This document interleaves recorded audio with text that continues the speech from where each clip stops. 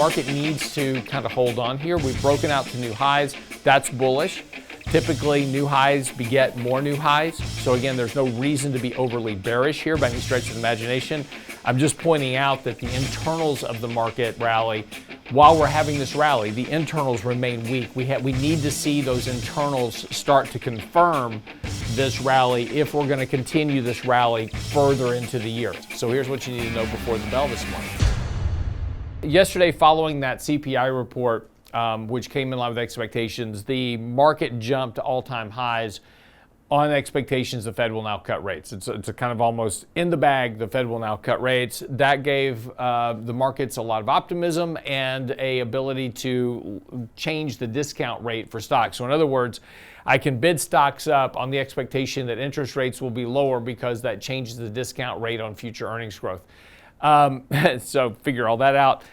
Doesn't matter the fact that we've already been rallying the market ever since the beginning of this year on expectations of Fed rate cuts. So I'm not sure exactly where we have actually priced in the future discount for earnings, but we rallied markets again yesterday. But again, this is really just pretty much the kind of continuation of the tech trade, the things that have been going on there. Kind of surprisingly, the market's been rallying here very nicely. We've had this kind of very kind of linear trend, and it's been, one up day, one down up day, one down day, one up day, and just kind of back and forth. But we've just been, kind of really just running this kind of stair-step channel higher here over the last, really kind of week and a half.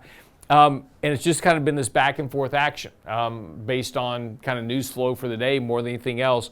But interestingly enough, while we've been rallying, we've got this negative divergence in money flows. So again, it's been a very weak rally in terms of market breadth and money flows. Now, that doesn't mean that it can't change. We've seen these kind of periods before where markets have done this, but typically when money flows are declining, that puts more downward pressure on stocks. Again, markets can rally while you have a decline in money flows, but eventually it kind of plays catch up at some point.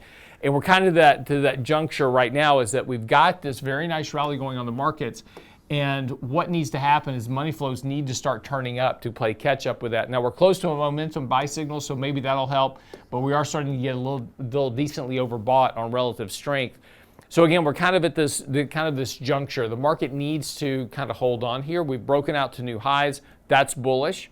Typically, new highs beget more new highs. So again, there's no reason to be overly bearish here by any stretch of the imagination. I'm just pointing out that the internals of the market rally, while we're having this rally, the internals remain weak. We need to see those internals start to confirm this rally if we're going to continue this rally further into the year. And again, we've already come a long way, particularly since the April lows. Markets are doing well for the year as a whole. A lot of sectors are doing exceptionally well for the year, like technology is doing very well for this year. But again, that breadth in the market remains narrow. We're setting all-time highs on very narrow breadth, and that's usually a concern. Again, doesn't have to be. Things can improve, and we can start to see more market participation.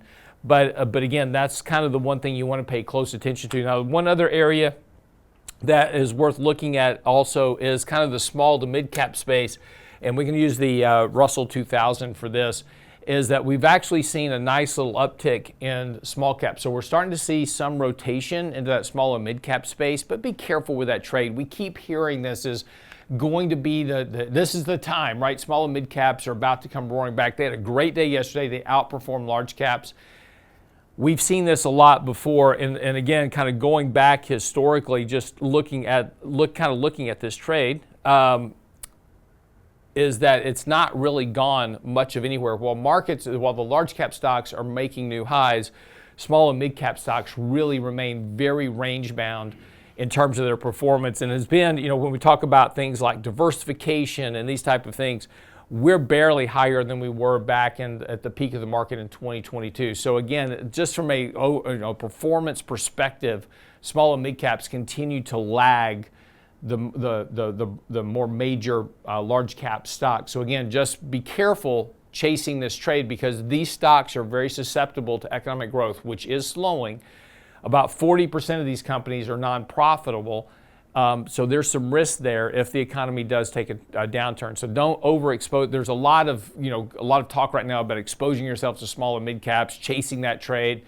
It's okay to do that, but just be careful with your exposure, how much you're taking, because again, the underperformance of this relative to large caps has weighed on diversified portfolios over the course of the last 15 years, actually. So, all right, that's what you need to know before the bell this morning.